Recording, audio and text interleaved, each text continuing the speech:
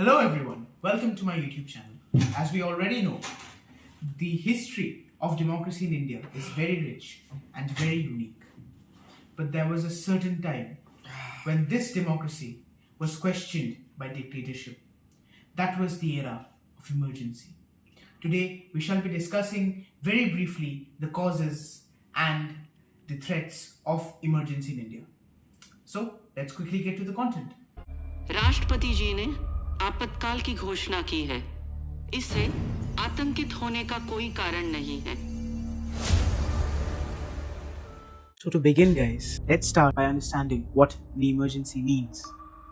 Emergency is defined as a situation which is not normal, a situation which calls for urgent remedial action, in which the central government has more power over the state governments and can direct them for any direct action which they want to take, and the state governments cannot deny that. The Constitution of India provides us with three types of emergencies. They are the national emergency, Article 352, the state emergency, Article 356, and the financial emergency, Article 360. Now, India had already seen two emergencies before this very emergency. First, when we had a war with China in the year 1962 till 1968, which was a national emergency. The second time, we again saw a national emergency on the grounds of external aggression from Pakistan during the Bangladesh war. And now was the third time when we were going to face our third emergency.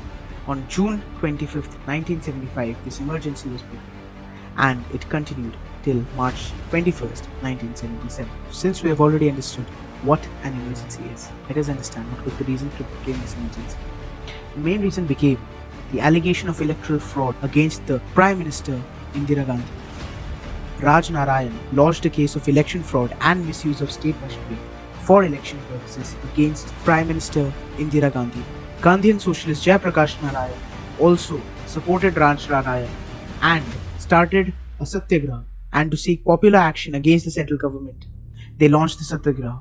On the 12th of June 1975, Justice Jagmohan Lal Sinha of Allahabad High Court found Prime Minister Indira Gandhi guilty and declared her election as null and unseated her from the Lok Sabha and asked her to resign immediately and banned her from contesting any election for additional 6 years. This is where democracy was brought to a grinding halt. That was the reason and the cause of the emergency. Now we'll understand what the government did during the emergency. The government used police forces across the country to place thousands of protesters and strike leaders under preventive detention. Vijay Raja Scindia, Jai Prakash Narayan, Raj Narayan, Morarji Desai, Charan Singh, Jivat Ram Kripalani, Atal Bihari Vajpayee, Lal Krishna Advani, Satyendra Narayan Sinha, and other protest leaders were immediately arrested. Organizations like the Rashtriya Swayamsevak Sangh (RSS) and the Jamaat-e-Islami, along with some other political parties, were banned. The electricity to all major newspapers was cut, and the political opposition was arrested. In Tamil Nadu, the M. Karunanidhi government was dissolved, and the leaders of DMK were arrested. Elections for the parliament and state governments were postponed. Sanjay Gandhi, the son of Indira Gandhi himself, initiated a birth control program, chiefly employing sterilization. This was what was done during the emergency. As we know, all bad things do come to an end. The emergency was also called off.